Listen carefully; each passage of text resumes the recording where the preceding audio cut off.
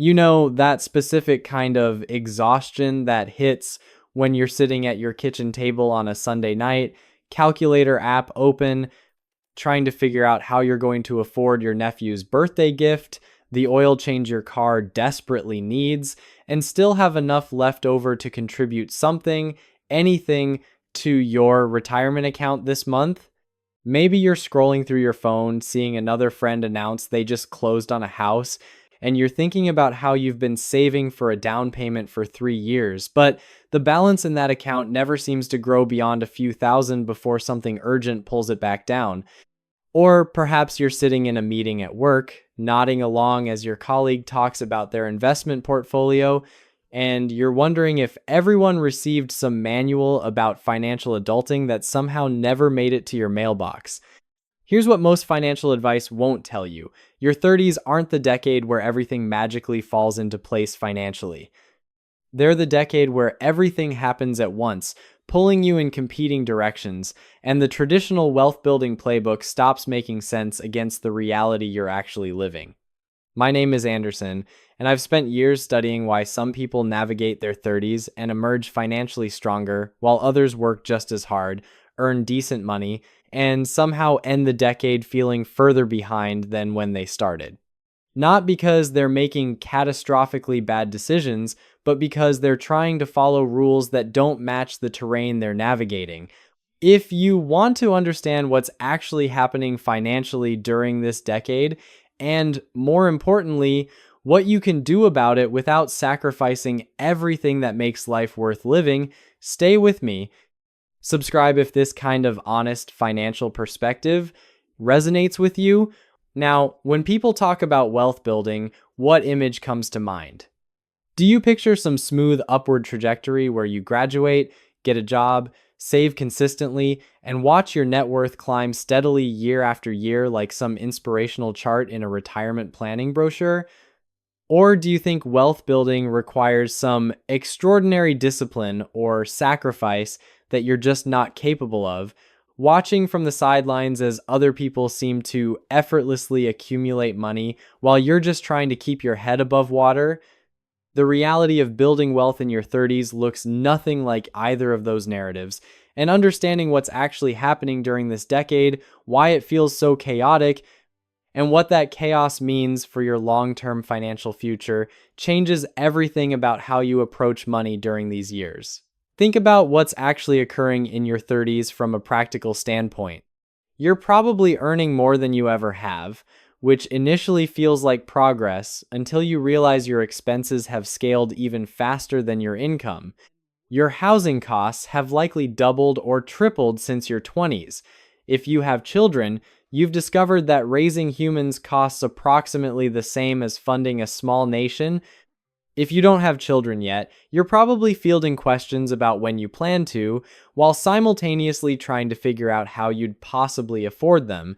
Your social circle is fragmenting into people who seem impossibly ahead financially and people who seem to be struggling just like you, with very little middle ground between those two experiences. The college friend who's renovating their second home, the sibling who's somehow maxing out retirement accounts while also taking quarterly vacations, the coworker who bought investment property last year. Meanwhile, you're doing the mental calculation of whether you can afford to order appetizers when you meet friends for dinner. Here's the contrarian truth that might initially sting, but will ultimately provide tremendous relief. Most people in their 30s feel exactly the way you do. The median net worth for someone at age 30 is approximately $39,000, and that includes everything they own minus everything they owe. When you break that down, most of that $39,000 is tied up in vehicles and possibly some home equity if they bought property. The actual liquid wealth, the cash and investments available to deploy, typically sits around $17,000. But here's what makes this even more interesting. The average American doesn't begin seriously investing until age 33. The median first-time homebuyer is now 40 years old, not 30.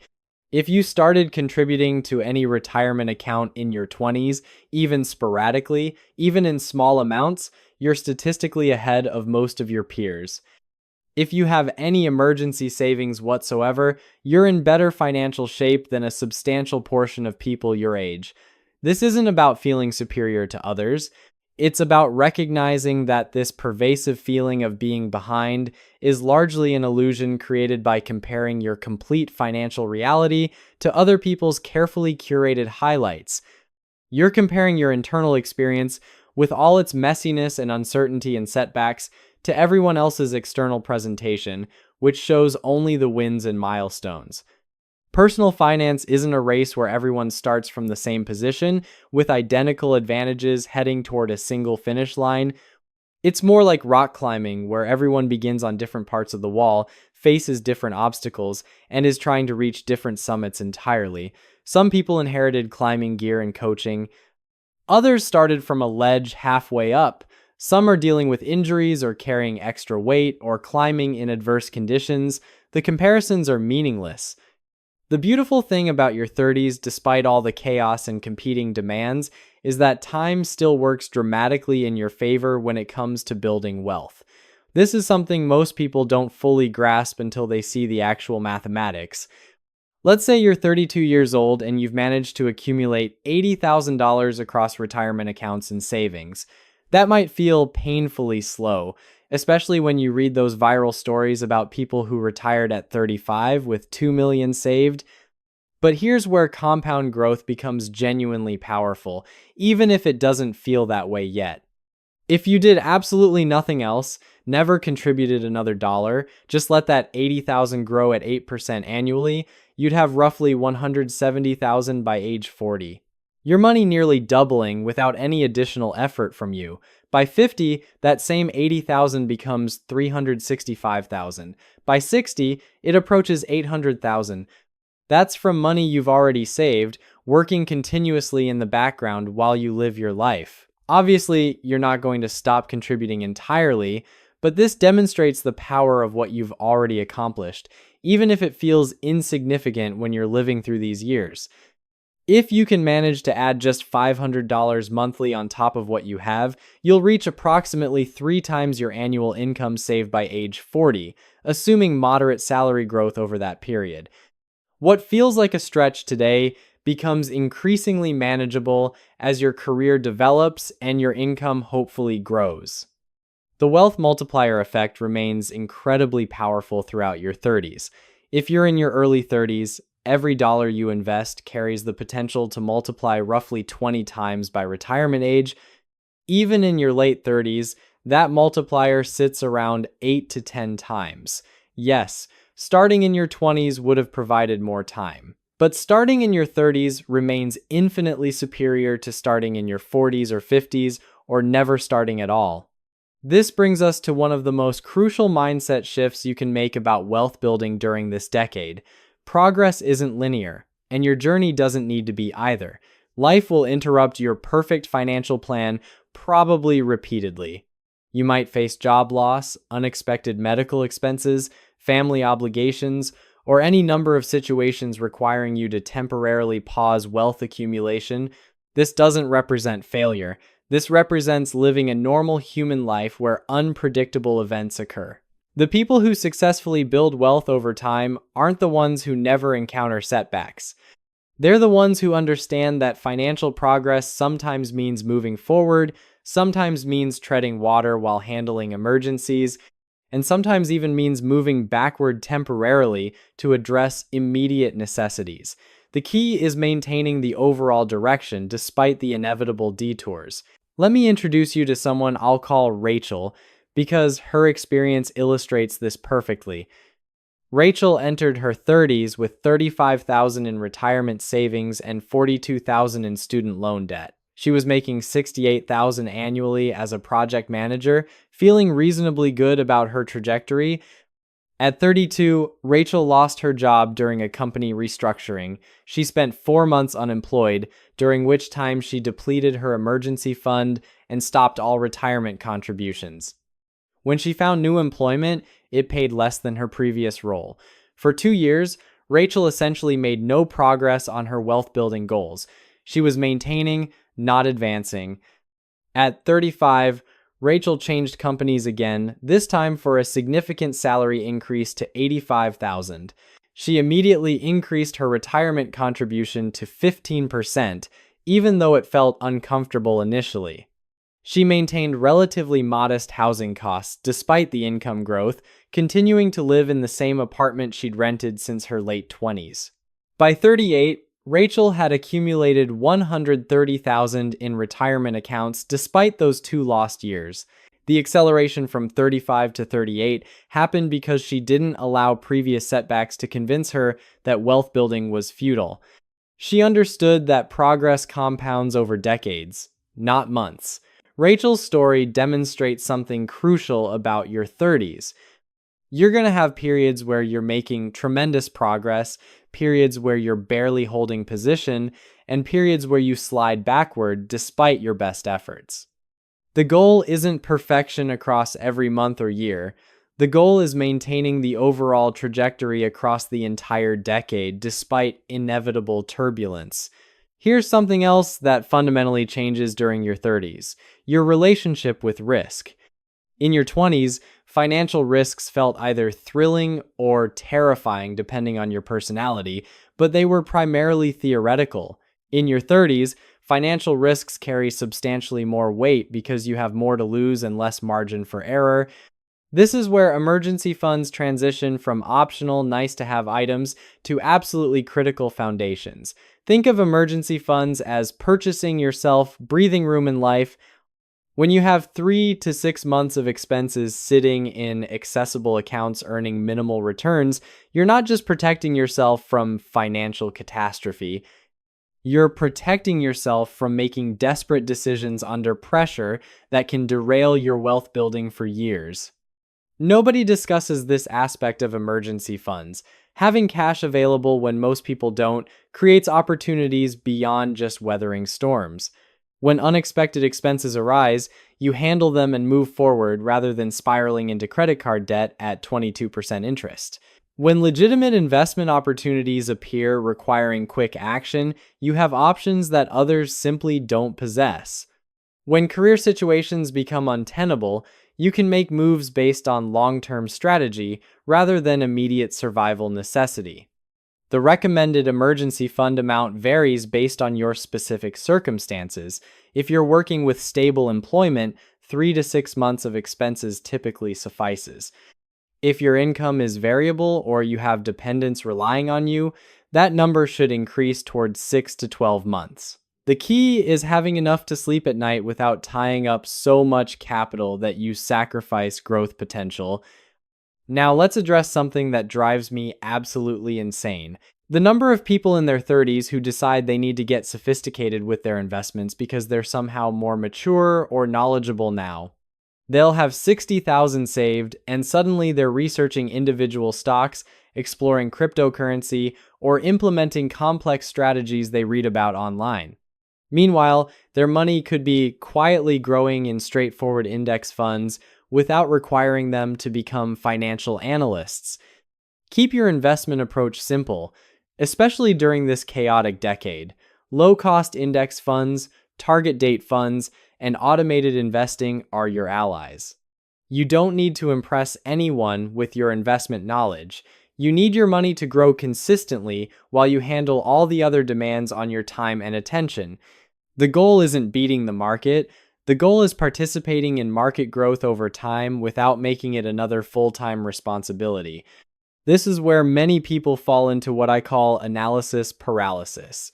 They'll spend hours researching perfect investment strategies, reading financial publications, and debating optimal asset allocations, all while their money sits uninvested, earning essentially nothing because they can't decide on the ideal approach. Perfect becomes the enemy of good when it comes to wealth building, especially in your 30s when time represents both your greatest asset and your scarcest resource. One practical action you can take immediately that will dramatically improve your financial organization is consolidating fragmented retirement accounts. If you're like most people in their 30s, you've worked for multiple employers, leaving a trail of old 401k accounts scattered across former companies. Each one is probably generating different returns, charging different fees, and making it impossible to see your complete financial picture. Rolling these accounts into a single IRA or your current employer's plan can substantially simplify your financial life while likely reducing costs. But here's something even more critical than investment strategies or account consolidation. In your 30s, your income is probably growing. Whether through promotions, job changes, or raises, you're likely earning more now than you were at 25 or 28. This is where most people sabotage themselves.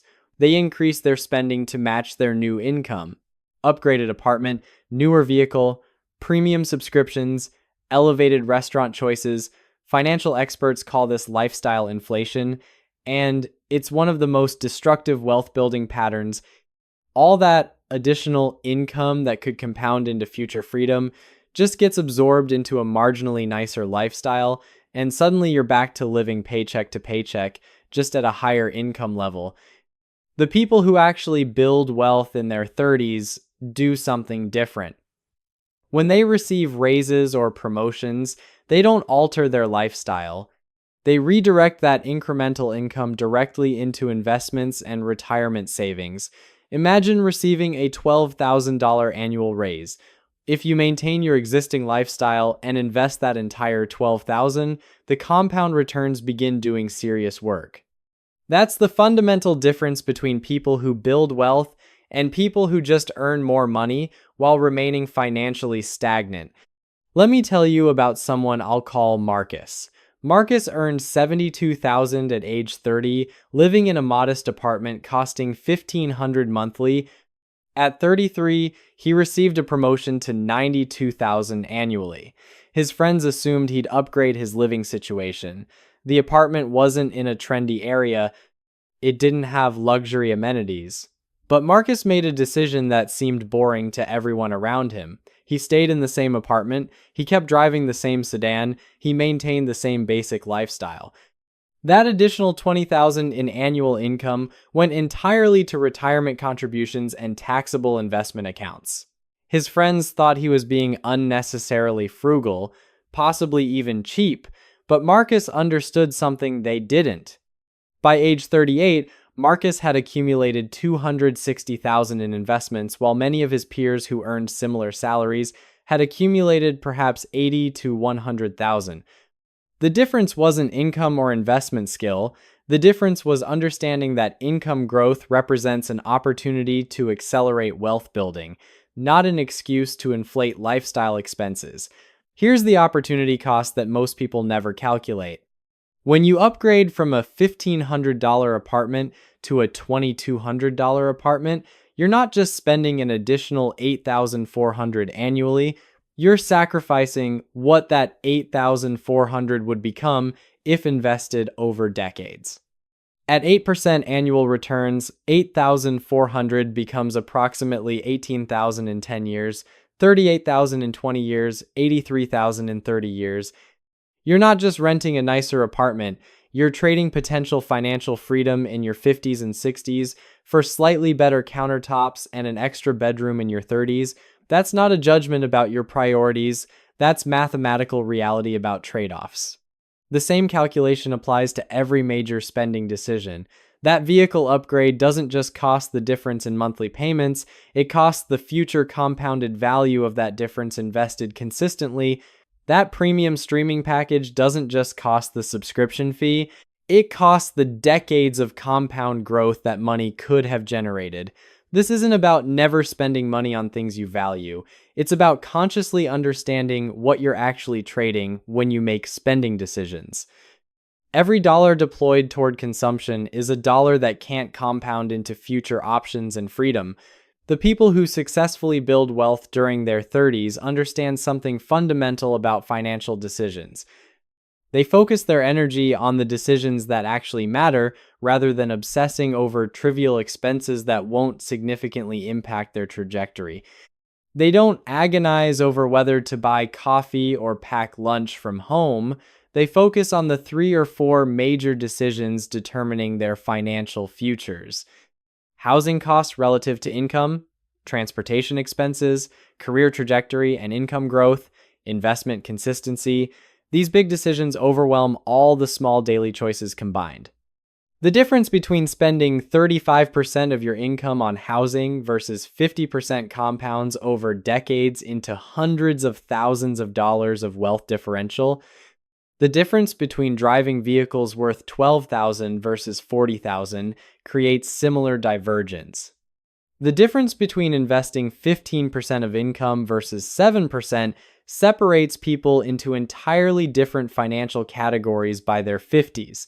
Focus your energy on optimizing these major decisions rather than policing your daily spending. The person spending $5 daily on coffee but maintaining low housing costs and investing aggressively will vastly outpace someone who never buys coffee but drives expensive vehicles and lives in oversized homes relative to their income. But here's something even more important than any specific strategy or tactic. Don't allow wealth building to become so consuming that you forget money is supposed to serve your life, not dominate it. Your 30s are likely some of the most formative years you'll experience. You're establishing yourself professionally, possibly forming families, creating lasting relationships, having experiences that shape who you become. Yes, you should be saving and investing, but you shouldn't be so fixated on hitting arbitrary financial milestones that you miss out on experiences that genuinely matter to you. The goal isn't dying with the most money in the bank. The goal is having sufficient money to live the life you actually want to live, not the life you think you're supposed to want based on everyone else's apparent choices. This means spending intentionally on things you value while cutting aggressively on things you don't. The key is understanding the difference between spending on what genuinely enriches your life versus spending on what you think you're supposed to value based on social expectations or comparison to peers. Your financial journey through your 30s won't resemble anyone else's journey, and that's completely appropriate. The people who successfully build wealth during this decade understand that it's an endurance event, not a sprint. They focus on consistency over perfection, automation over optimization, and progress over comparison. They understand that some years will generate tremendous growth while others will feel stagnant or even regressive. Some months will be complete disasters financially. Building wealth is more about what you do consistently over time than what you do flawlessly in any given moment. Most importantly, they understand that being in your 30s and feeling financially overwhelmed doesn't mean you're doing anything wrong. It means you're human, navigating a complex world with competing demands and limited resources. The beautiful irony is that most people who eventually build substantial wealth felt exactly the same way during this decade. They simply kept making reasonably good decisions, even when those decisions felt insignificant at the time. Here's the truth about building wealth in your 30s that nobody wants to acknowledge. It's messy, it's imperfect, and it probably won't resemble the neat financial journey you imagined. You're going to have months where you save $800 and feel like you're finally getting traction, then your water heater will fail, your insurance deductible will come due, and your friend will invite you to a destination event that costs more than you planned to save that entire quarter. This is normal. This is what building wealth actually looks like during the decade when everything happens simultaneously. The people who succeed aren't the ones who avoid the chaos. They're the ones who build wealth despite the chaos, understanding that compound growth doesn't require perfection, it just requires persistence across time. So, if you're in your 30s feeling behind, feeling overwhelmed, feeling like everyone else has figured out something you're missing, understand that you're exactly where most people are during this decade. The difference between people who emerge from their 30s financially stronger and those who don't isn't some secret knowledge or extraordinary discipline.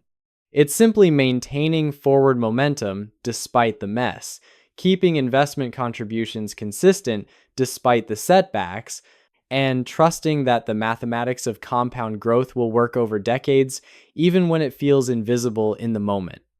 Your future self isn't counting on perfection from you. Your future self is counting on persistence.